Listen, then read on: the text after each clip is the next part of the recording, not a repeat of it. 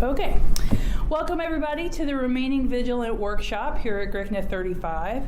I'm now going to introduce our first speaker. He is one of the top two of my favorite speakers at the remaining Vigilant workshop here at GRCNA 35. This is Aria. He has 14 years clean, and he's from South Atlanta. Please, guys, give a warm welcome for Aria.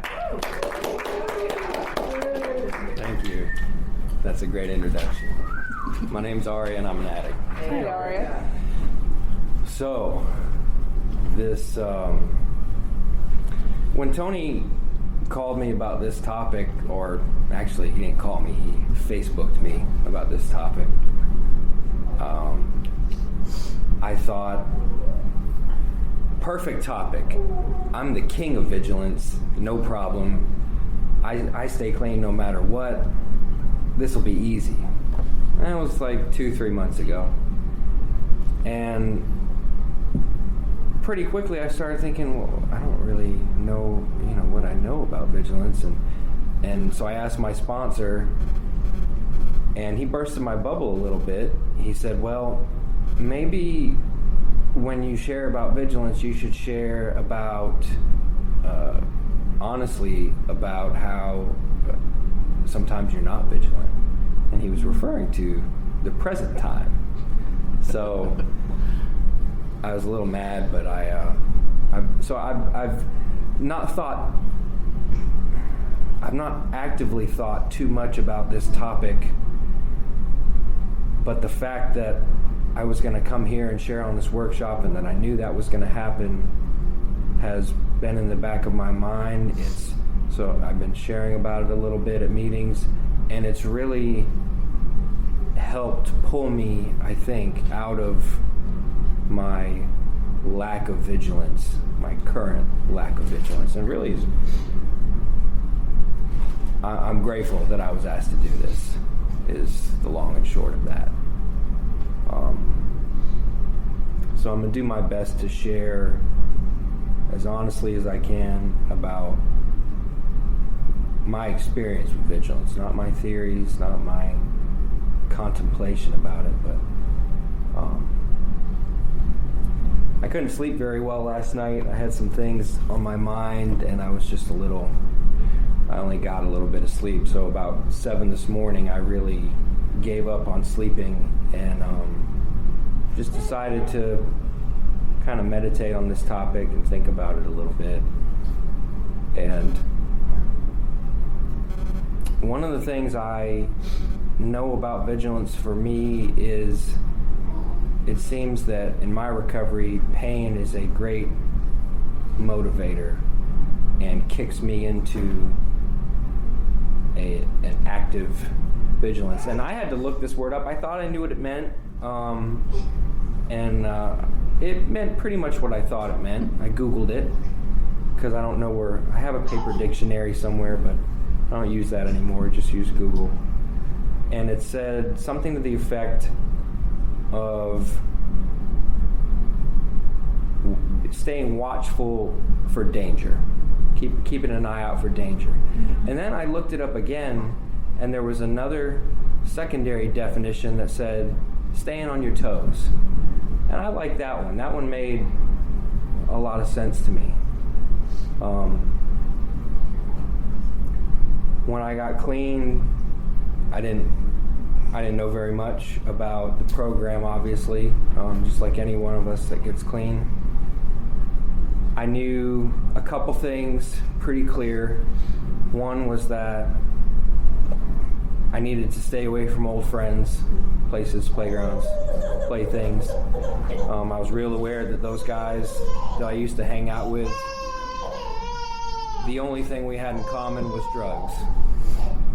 And every time I hung around them, I used. So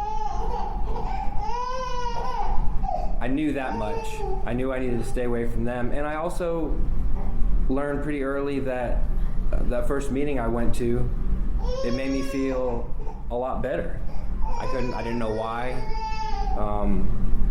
but I knew that when I went to that meeting, I left feeling better than when I got there, and I felt some hope. So I went to meetings,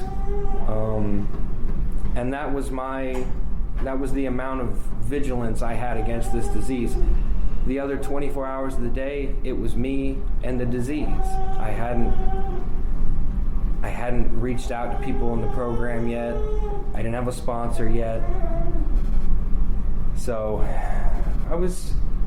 after a few months of that, I was hurting pretty good. And I thought to myself, people have been trying to kind of shove phone numbers down my throat and get me a sponsor and help me. You should call this guy, he'd be a good sponsor for you. And I kind of made a half attempt at one time to do that. But after a few months, I decided, you know what, I need to do this sponsorship thing because that seems like the next logical step, and I'm pretty messed up.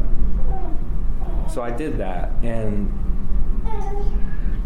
not too long after that, I started to figure out that my sponsor started to show me what the program was. And once I started to participate in the program, even though I was still hurting a lot, I was getting so much benefits that I just jumped head first. I started hanging out with him all the time, going to meetings all over the place, going to service workshops, writing steps. I was writing steps like an animal. I thought it was a contest with his other sponsees, and I would kind of check on where they were at and see, like, okay, as long as I'm ahead of them, I'm doing okay. And because I thought that this was, at that point, they tell you the steps are the solution, so I thought the steps are the cure. And so I better get into these and finish them up so I can go ahead and get cured. It didn't work out like that, but obviously it didn't work out like that.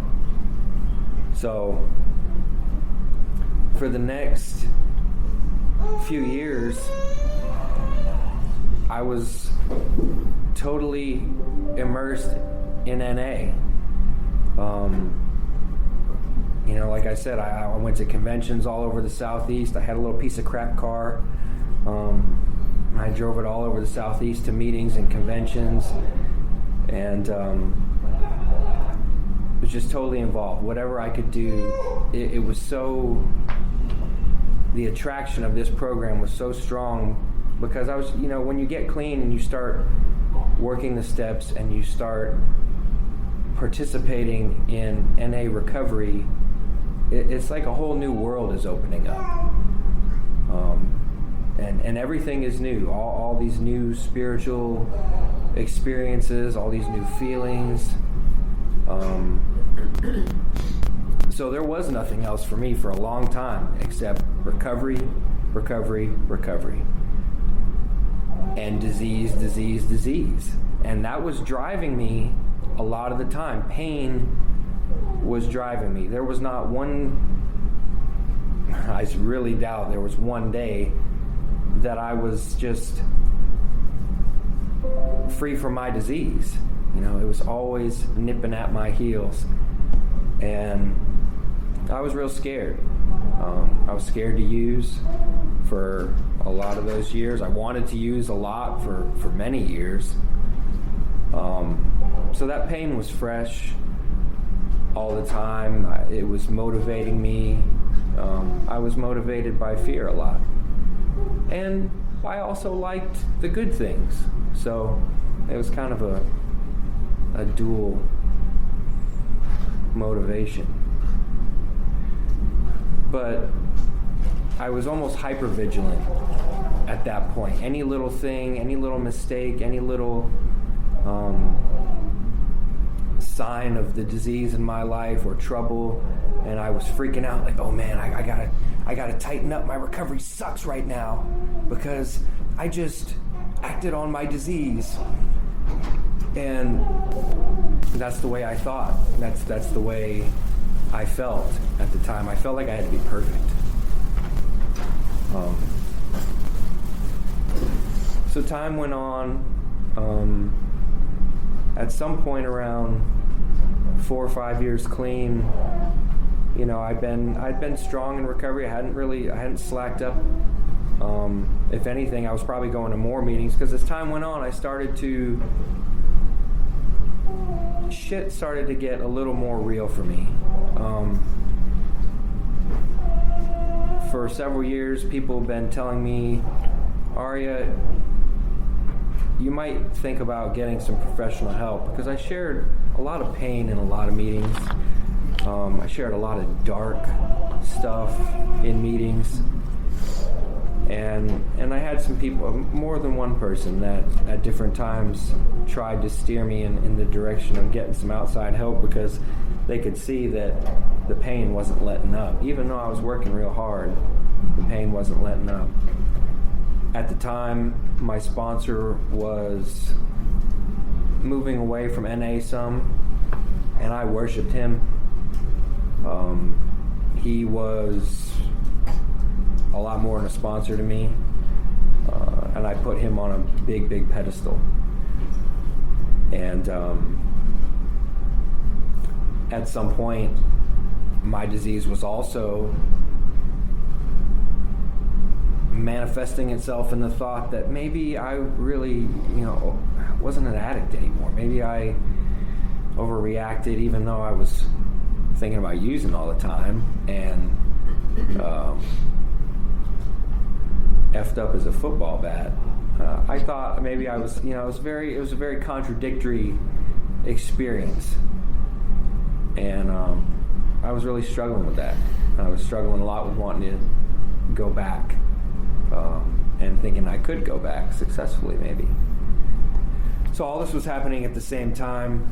My sponsor, pretty much told me, I'm going this direction. If you want to follow, you can. If not, do what you got to do. And I decided I really needed NA, and that I really, and I had not left NA or anything like that, but I decided I really needed to work the steps. We had worked through them once, finished them after a few years, and but I felt like I still didn't know anything about the steps, really. I didn't know how to apply it to my life. And that's what I felt like I needed. I needed somebody to really dive into the steps with me. So a lot of things were happening at that time, and it just so happened that the man who was my sponsor today, I had known for a few years at that point. He was in our sponsorship family. And he was moving from Pennsylvania down to Greenville, South Carolina, which is a few hours from here. The sponsor I had lived about an hour and a half away, so I figured, well, what's another hour and a half? That's not that big of a deal. And I asked him to sponsor me. And that was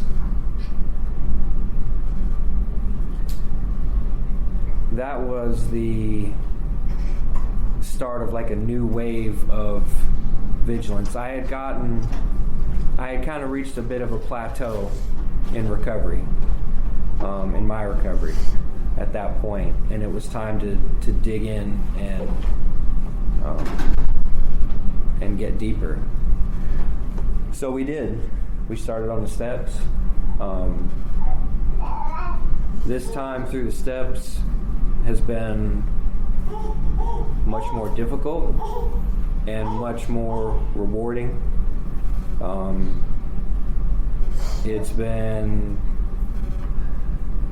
The steps have come to start to make sense in a way this last time through, that I could use them in my life. I could understand when I'm surrendering, when I need to surrender. I could understand them finally. They weren't just a bunch of words that I didn't, that I had worked but didn't know really what it meant in my own life. Another part of that piece was I was suicidal when we started working together. I called him every day talking about wanting to use and kill myself and all this stuff for about 6 months straight. And that whole time he was telling me, you know what, you really need to get some help. And so finally, after a just brutal beating, I am no different than any other addict, if I ever thought I was, my time in recovery shows me that I'm not. Because it takes me sometimes a brutal beating to figure out things that everybody else already knows. People have been telling me for years, you need some help. And so I started getting some help. And I was working really hard. I started seeing a professional. I was chasing my sponsor all over the Southeast because at that time he was helping his sponsor at a lot of conventions with the jewelry. Actively working on steps. Not fast, but active. And things were changing. And I remembered a reading this morning, and I couldn't find it because it's not labeled in the glossary. Is that what's in the back of the book? Index. It wasn't in the index in the Just for Today, so I couldn't find it. But there's a reading in there that talks about vigilance, and it talks about how it's not about sitting around looking for danger in our lives necessarily. It's not about sitting there and just being afraid of the disease all the time and oh my God, am I on the verge of a relapse all the time? It's not sitting there just in a state of terror. This reading talks about it's more about being an active participant in recovery, in all aspects of recovery. And that's what I've come to believe, or I'm coming to believe for myself, that vigilance is about being an active participant in all aspects of recovery. So this process through the steps, that started 6-7 years clean, the therapy and all that. And by the time I had 9 or 10 years clean, for the first time since I was a little boy, I was level. I wasn't too high, I wasn't low. I was starting to get okay with myself. I was starting to be a reasonably happy human being. And let me tell you, after I got clean, even though there was a lot of good things happening and there was a lot of wonderful moments in recovery, I never thought I would be happy. I never thought I would be even, that I would be okay. Because my life was a roller coaster. It was constantly deep, dark, nasty pain, or I was like high as a kite. Oh, everything's great. It's fantastic. I'm floating through the universe on a rainbow. And there wasn't much in between. So I was pretty amazed when that happened, when I started to be aware that, holy shit, my life is kind of like a lot of people have been talking about. And so what do? I decide it's time to experience life.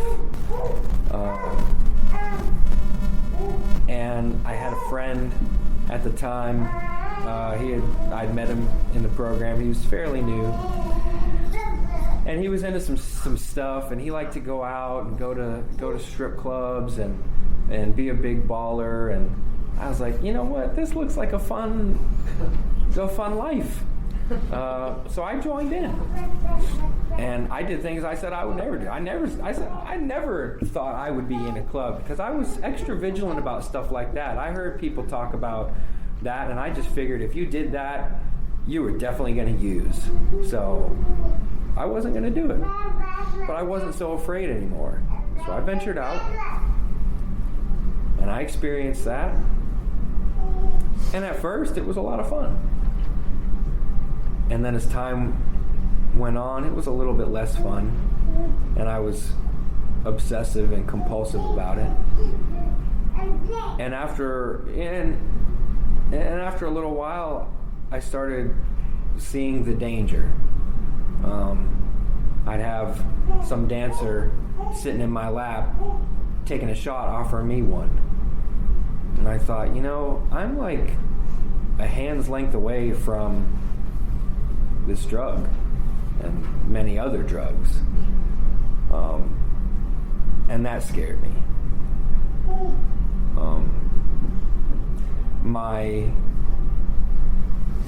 Through my recovery, and that's just one example, there have been times where I've been involved in some behavior that is way outside the scope of recovery, and just across the whole board. When I first got clean, I lost my license at some point, and I was auto mechanic, so I had to drive cars. So I was driving customers' cars without a license. No big deal, I thought. But I could not get in a car with any power without trying to drive it down the road sideways. I could not do it. I was obsessed. And that tore me up. At some point, I wrecked a customer. Well, that's a little extreme. I ran a customer's car off the road. I didn't really wreck it, but I ran it off the road and did slight damage. And all this stuff, but I could not figure out how to stop. And finally it occurred to me through some prayer and through some time that if I didn't get into those cars, I wouldn't drive them. And that was really profound for me. I couldn't figure that out for the longest time. There's been all, that was the early on stuff that didn't seem too risky to me, but as time went on, I have taken some risks with my recovery. I don't recommend that. I'm lucky that I still practiced the program. I still went to meetings. And when I was sharing about getting this topic and thinking I was so good with Vigilance, I was thinking about these times, because I was thinking about, no matter what I've gone through, I do my level best to share honestly about it. I don't hide it from my friends, from my sponsor. I share about it in meetings. Not that exempts me from consequences of it, or that could even exempt me from using, but I stayed honest about it. And I did, to some level, stay vigilant. At some point I become aware that, this bothers me. And I'm going to do it about 5 more times after that, at least. And then, something happens and it really bothers me and I'll stop. But man, that's a scary place to be. It's a scary place to be when you're on the edge of the cliff, as I've heard people put it. I heard Motorcycle Ed say that one time. He said, the view is nice, but it's still the edge of the cliff. You can fall. I've been lucky that I haven't fallen. When I got this topic, I've been playing poker for a while. Gambling. That's a new thing in the last year or two. Actually, it started with that guy, so it's not that new. But I really got into it in the last several months, and it got bad. For the last couple months, not a penny has seen my savings account. There's been weeks where I blew the grocery money, so good thing I had a little bit of groceries. Otherwise, I'd been pretty hungry, just barely squeaking by. And I've been sharing about it, and I had faith that the process would work again, that I would eventually have enough pain that I would stop. But that didn't make it better. And I don't know if I told it. My sponsor and my close friends know about this, but I didn't share. I sold some shit. I sold some shit to gamble. I don't think I've done that clean. I think that was the first time I've done that. So, just because you think you got some recovery doesn't mean you're exempt from this disease. I would like to think I have some, and I do have some recovery, but it did not exempt me from justifying, rationalizing, telling myself all sorts of stuff. My friends would call and give me shit, and I'd be like, look, it's a mathematical thing. I don't expect you to understand because you don't play the game. But mathematically, I'm going to be back where I'm supposed to be eventually.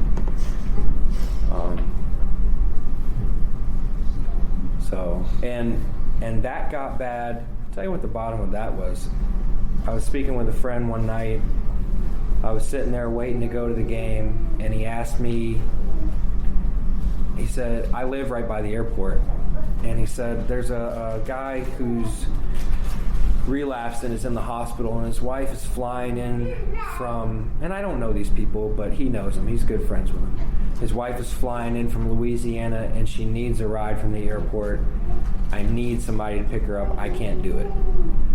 And I was listening to him tell me this, and he sounded like he could do it. He just didn't want to do it. That's what I told myself. Well, he just doesn't want to do it. But I thought to myself, you know what? You don't turn down service.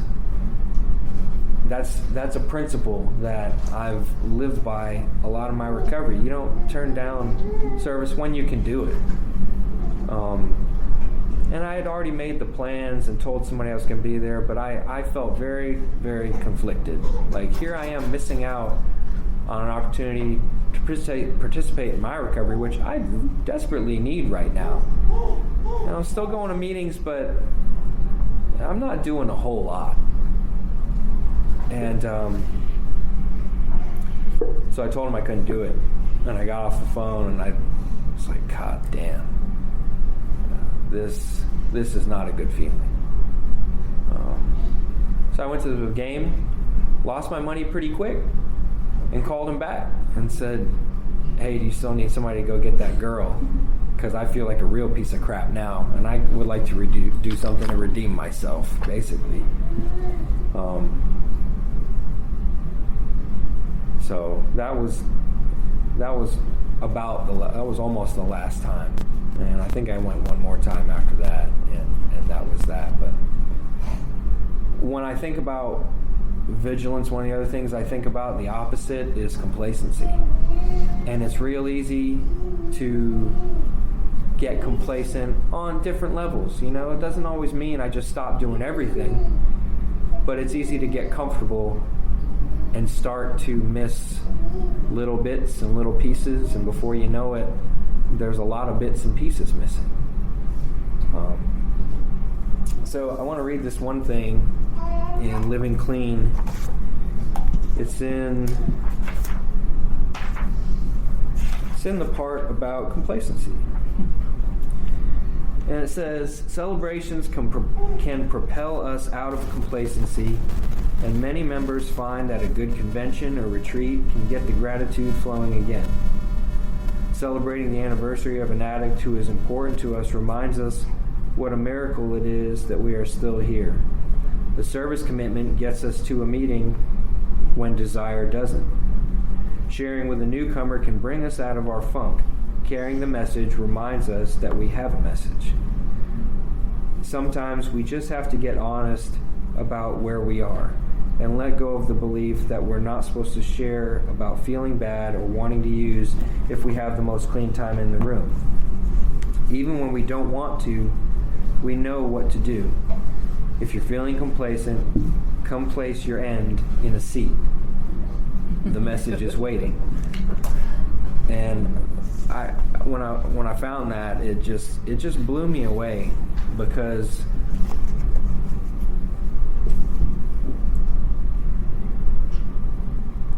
I don't know, you know, that stuff works. That's what I know.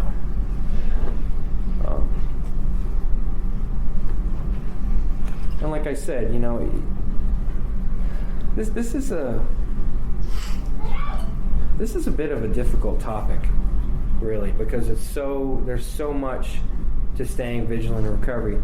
You can't be perfect. I think It doesn't matter what I think. I'm not perfect. I know that much.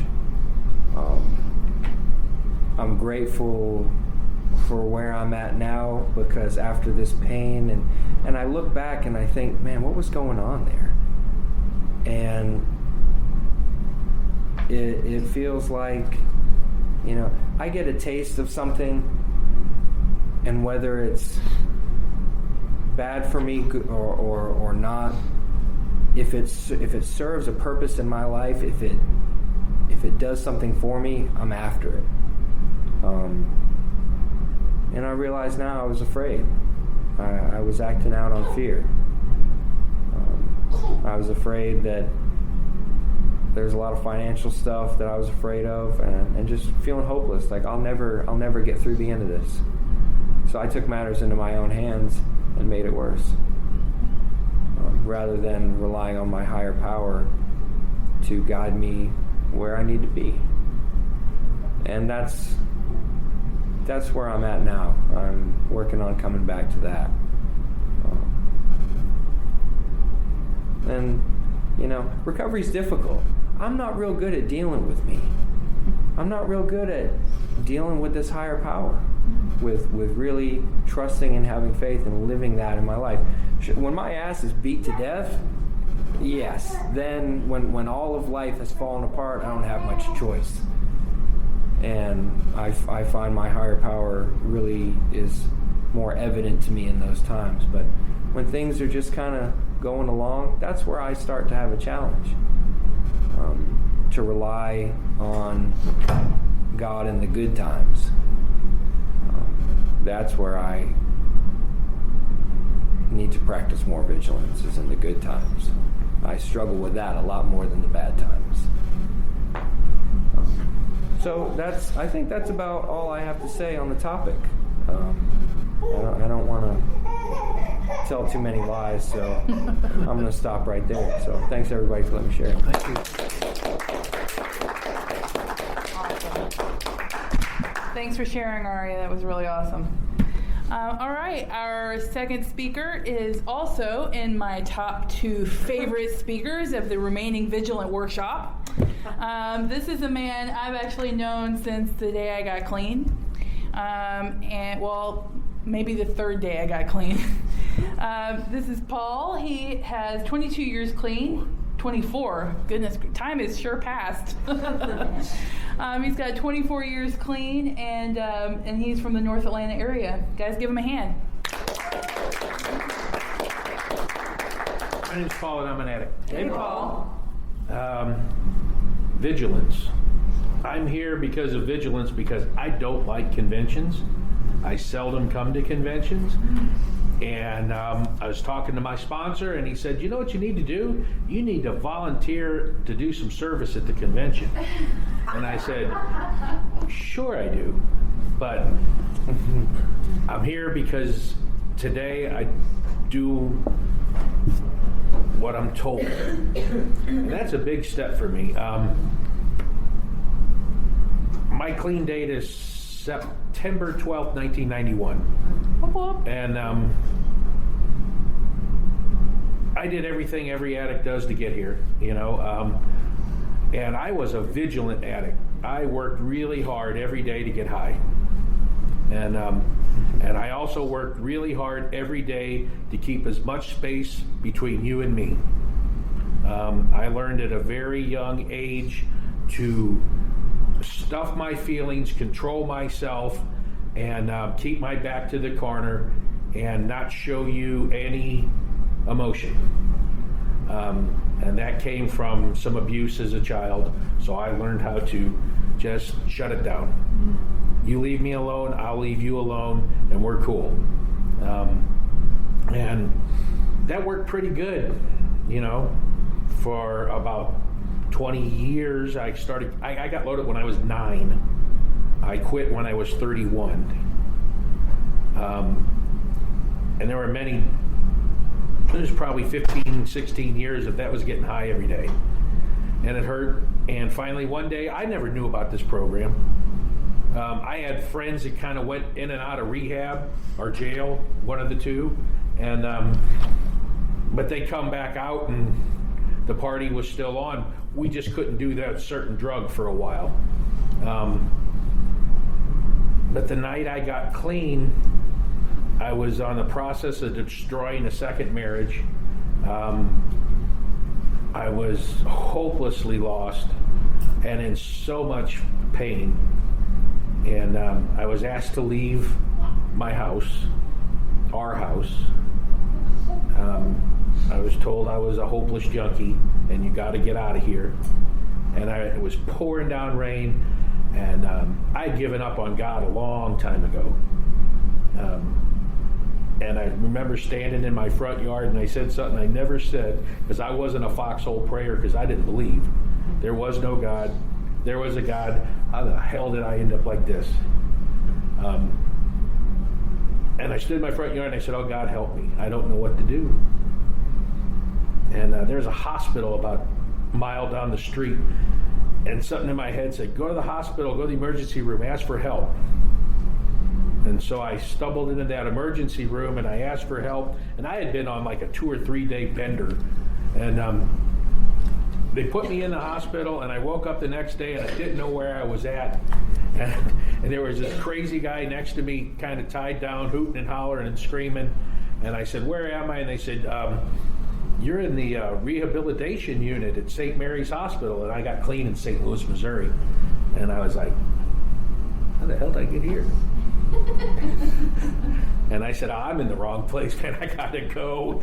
Well, unfortunately, those sons of guns had me sign this statement that said they owed me for 5 days, and the door locked, but it didn't open back up. So they gave me a choice. I could stay in the drug rehabilitation unit, or I could go up to the psych ward. They didn't really care. And I said, well, I'll stay here. And I remember calling my mom. And I thought I had everybody fooled, right? Because I was a good Vigilant addict. I covered my bases, I thought. I called my mom, I told her where I was at, and my mom said, I've been waiting for this call for years. And I was like, really? And the roller coaster of emotions, man, it was hard getting clean, even in that hospital room. And I sobbed and cried and up and down, and I went to a 12-step meeting, and I sat down in there, and I was told, if you're here to talk about drugs, you're in the wrong place. And I said, I'm in the wrong place. This place ain't for me. We left that meeting. The next night, they brought me to my first Narcotics Anonymous meeting. It was in the basement of the hospital. The name of the meeting was Never Alone, and it became my home group. And I walked in there, and I got hugs, and I got a welcome, and I was at home. And there was like a peace, or I felt like finally that moment of spiritual awakening where this is where I belong. Because they just said, you're going to be okay, and we'll love you till you're going to be okay. And that's where I met my first sponsor. I didn't take long to get a sponsor. When I got clean, my sponsor had 5 years, and that was like 400 years back then. And he had 5 years clean, and he grew up in the same neighborhood, and we kind of knew the same people. And I jumped in with both feet. Vigilance, I did everything they told her to do. 30 days clean, I was at a convention in Chicago. I hate conventions, by the way. Scared to death. I hung out in the marathon meeting for 3 days. I don't think I came out, because that's the only place I felt safe. There was another fellowship's clubhouse, and I went there because that was the only place I felt safe when I wasn't at work and I couldn't be at home. And I worked crazy hours in the business I'm in, so I would just go there and hang out. The addicts all hung out up in the attic, and it was kind of hot and dingy, but that's where we hung out. We had little meetings up there, and they were happy to have us, and I spent hours there because I was afraid to go back out into the general population of the world because I knew I'd screw this up. And I followed get new playgrounds, playmates, playthings, and I did that, and we worked the steps, and I always thought of myself as a victim. So when I worked my first 4-step, there was shit I wasn't going to tell, because that was none of your business. And I guess my sponsor was smart enough. We finished the 4-step. I finished talking. He said, all right, well, come back in a couple weeks and finish and write down all the other shit you haven't told me, and then we'll go through it one more time. And I was like, really? And I got brave enough to write down what I didn't want to write down.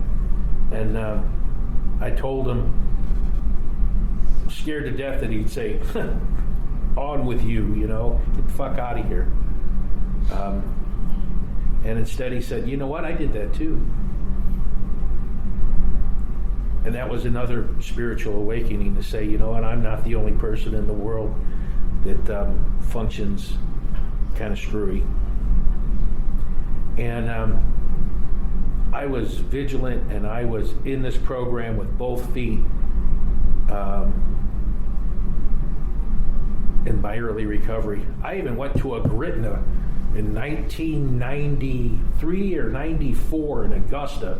We all road tripped from St. Louis in a van. And I don't like conventions. And I did a little better that time. But riding down in the van and hanging out with my friends from home group, and we had become a tight little family. We did everything together. We besides program stuff, we celebrated holidays together. Our families were intertwined, and my life got better. You know, and I believe in our book, in our literature, it says, you know, we get to reap the rewards of things outside of the program. And my marriage got better. And I got a full-time job, and we decided to have children. And in 1995, my son was born, and it was wonderful. And I had this wonderful job, and I got to travel all over the world, and I got to do all these cool things. And we bought a house, and we bought cars, and we had another child in 2000. But all that time, my meetings started fading. I had a life now, right? I didn't have time to go to 4 or 5 meetings a week. And then my home group became inconvenient because it was on a Tuesday night. And I only had time on the weekends. So I switched to a home group, but I never got involved in the home group. So I was just kind of a ghost at the corner. So when I didn't show up, nobody said, hey, where are you? You know, hey, what are you doing? And my sponsor, he kind of gave up on me, I think. I don't know if he gave up on me, but I quit calling, and we just lost track of each other. And then in 2000, I moved from St. Louis on the fast track of a job, and I moved to Wisconsin. And that gave me all rights not to attend any meetings, because who the hell did I know, right? And but I was not hurting inside at that time. I was trying a different path to spirituality. I had 2 little kids. I had a wife. I went back to school to finish my to get a college degree, and I was busy, and life was happening, and I was moving. And then in 2003, we packed up the truck and we moved to Georgia. And now I really had an excuse not to go to meetings. I came here and I went to one meeting, and I chose a meeting. I don't know where the hell it was at. It was out in the country. And I'm a city boy, and I went out there, and they'd talk like this and say, "Oh yeah, come on, let's go." And I said, "Well, shit, I don't belong here." You know, this is not me. Sorry. You know, I don't even understand what y'all means. So I'm out of here. And so I didn't go to a meeting from 2003 till 2009. And let me tell you something, about 2006, all that excitement of jobs and school, I finished school, got pretty comfortable in my new job here, the kids were growing and moving on, And what does an addict do with idle time? I found my new drug of choice. It was called a credit card because, see, I deserve shit now. So we went on vacations and we bought nice clothes, and I overspent myself and racked up debt after debt after debt. And finally, about 2009, I wasn't telling my wife, just like using. I wasn't telling anybody what was going on. I was scared. I was backed into a corner, and my whole world fell apart. And just like on September 12, 1991, my wife said, "You thought about going back to meetings? Because I think you need help." And I drug my butt into a meeting. I guess it was July of 2009. And my God's great. After the meeting, another addict started talking to me. They thought I was a newcomer, and I was again, because I was a mess. I totally let go of everything in my life. Vigilant says being aware and keeping an eye on problems, and the opposite is being asleep. Yeah. And I was sound asleep. And long story short, I talked to this addict. It turns out in 2004, we got a dog. It was his puppy. And his wife was in the program. And he lives like a block from my house. Because I found his dog, and the son of a gun, when he came to pick up my dog, showed up with the 6-week-old puppy, and I had 2 little kids, so guess who got a new puppy? And I'll never let him forget that either. But that was an instant connection. And he told me that was a Saturday night, and I said, "What are other good meetings?" He said, "Hey, there's a great meeting on Sunday nights." And I went to that meeting, and now it's my home group, and it's been my home group since that night.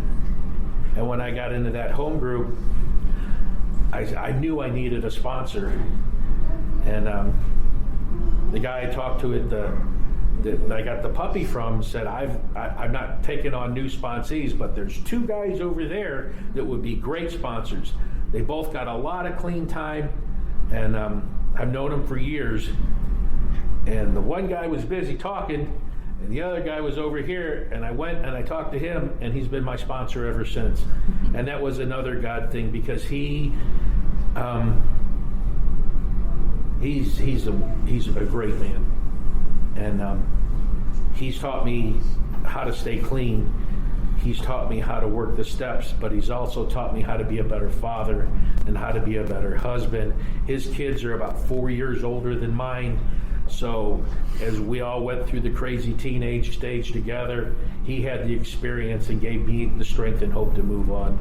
So pain is the motivator for my vigilance, but it's not that I'm in pain today. I don't ever want to go back to that pain of July of 2009 and of September 1991. And I don't have to. So how did I stay vigilant? There's it's real simple for me. There's 12 steps. And if I keep working the steps, I get to that 12th step. And that 12th step tells me I practice these principles in all my affairs. And when I practice these principles in all my affairs, I stay vigilant on a daily basis. Today, my vigilance is routine. With not willing to go back to pain, I don't have that pain in my life today. And I actually do things because I can, not because I have to today. You know, now I came in July 2009, and I'm just working on a 10th step. We've gone real slow over the steps this time, you know, and that's okay.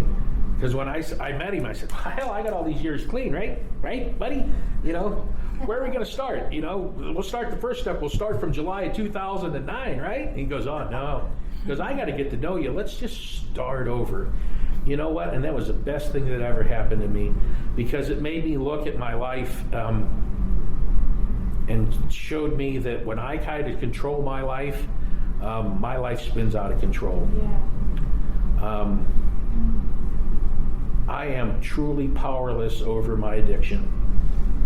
And drugs are a symptom of this disease, because I proved to myself that I can stay abstinent and be completely as miserable and in as much pain as if I would have got high.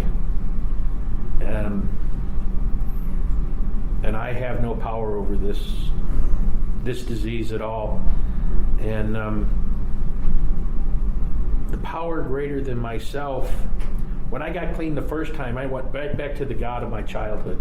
And it was real easy, and we just kind of, I glossed over it, and I'm good, and but what I came to find out this time is I didn't trust that God, really.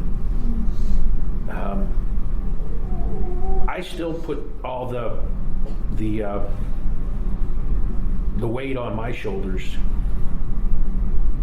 and my shoulders are broad, but damn, that's a lot of weight. And this time around, I actually found a God that's my God, that's caring and gentle and kind, and I don't fear. Because deep down in the back of my mind, I always thought, I'm kind of screwed, because if I follow that God of my childhood, there's some shit I did that probably ain't going to get forgiven if you follow the rules. Because I did some shit I'm not proud of. And that's not like that today, When I was driving in here today, I was stuck on the interstate, crawling along at 3 miles an hour, and the car in front of me had a sticker that said, "Fear God," and then on its license plate it said, "In God we trust." Well, what the fuck does that mean? And I thought, and there was a warm spot, kind of a feeling of serenity came over me, because I said, I don't fear God today, but I do trust. I don't have to fear my God today, because I'd given up on God. But what I found out in this process, God never gave up on me. He walked me through shit that I shouldn't have walked through. And I know He forgave me. And by that third step of having a God that I trust, that I can turn my will and my life over, I was actually able to write a 4-step and share a 5th step that told everything I did. And through that process, about a year or so ago, I was able to share with my sponsorship brothers some secrets that I only shared with somebody else. And that was the most freeing experience of my life. And my life has changed ever since that day. So the vigilance I have today is I continue to work the steps, slowly but surely. It's a marathon, not a sprint.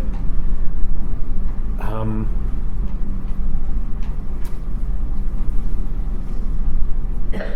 blessed to be here, I found my home group, and vigilance to me is I've committed to that home group, and I go to that home group come hell or high water. And in that home group, they told me you need to do service. So I've always been of service to my home group since I've started, whether I've been GSR now twice, I've been group secretary, I've been group treasurer. My home group does a spiritual retreat. I've always volunteered to help out there anywhere I can. I'm doing service here today because it was a recommendation of my sponsor. Through this program, I was thinking, what are we going to talk about? What am I going to say? There's a chapter in our basic text, and it kind of talks about vigilance. It's called "What Can I Do?" And I highlighted some things in here because I don't have great thinking, So by vigilance, I've actually taken to reading our literature on a pretty regular basis, on a daily basis, because I read the meditation every day. And being a good obsessed addict, I have it sent to my personal at home mail, my work email, and I get some kind of crazy ass text too. So, and I got a book. So there's no excuse that I can say is I was too busy, I didn't have time, I couldn't find it. But one thing I found in What Can I Do? Is it says our disease involved much more than using drugs. So our recovery must involve much more than simple abstinence.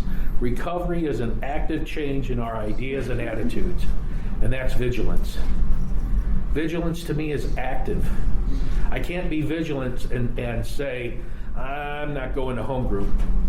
I can't be vigilant and say, I don't have time for service work. I can't be vigilant and say, man, you know what? I don't need to work the steps.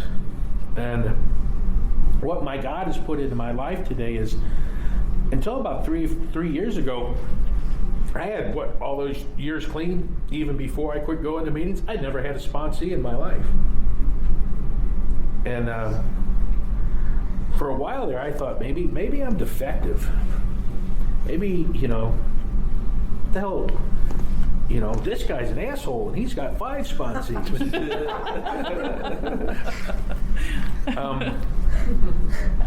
And today I have sponsees. And you know what I found out? It ain't about me. They help me more than I ever helped them. Sponsorship keeps me vigilant. Because I still work crazy hours. I work 60, 70 hours a week most weeks. And I work weekends, I work nights. But I used to whine and complain about it, but guess who chose that job? Guess who could leave the job if he chose? Uh-huh. So, guess who really loves his job? So, but that phone rings all the time now. And by God, sponsees will keep me vigilant, and they will keep me working the steps. Because how do you work steps with people if you're not working them yourself? What my sponsor shows me is he leads by example. He's got over 30 years clean, and he's got a sponsor, and he works the steps, and he's of service, and he has a home group, and he has sponsees, and it shows me it doesn't matter how much time you have clean, because all we have is today. I heard somebody ask, when does recovery start? And that was a really deep question, right? Yeah. There's an answer. Guess where it's at? It's in the basic text. It says recovery starts the day we surrender. So vigilance says I surrender every day. I'm working a 10th step, and I'll tell you about procrastination. I got to the 10th step, and I read that out of our flat book, and I read all those questions. I said, you got to be fucking kidding me. Don't they know who I am? I'm a busy man. I don't have time to sit down and write all these questions out every day. In the evening or in the morning, and I'm procrastinating, and I'm trying to find a way out of it, the easy way out. And I remember I tried calling my sponsor to try to, talk to him about it, and he wasn't available. And I thought, now who's an addict I can call that is the most vigilant person I know and work in steps? And I thought of the addict. And this man had a spreadsheet for step 6 and 7. He has it going on. So I called him up, and all that craziness I put in my head that's going to take a long time, and how am I going to write paragraph, He said they're one-word answers for the most part. Yes, no. He said, you got the IP Living program?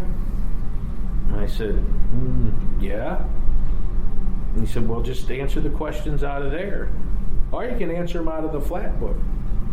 And then I said, okay. Then I was still procrastinating because, goddamn, that pen weighs a lot, you know. And I got an email from the World Service Office asking me to take a survey, you know. And so I took the survey and I finished reading the email and said, hey, check out our new apps. And I said, oh, okay. And the new app, if anybody wants to know what it is, it's very cool. It's called Recovery Companion. And guess what the Recovery Companion is? It's a 10-step guide. Ah.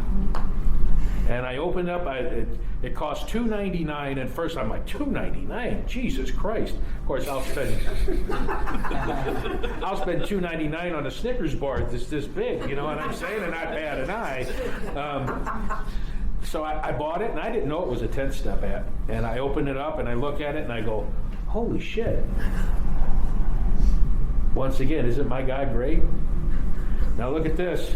I'm Vigilant, man. I started on 123, and it counts, and it logs you in every day.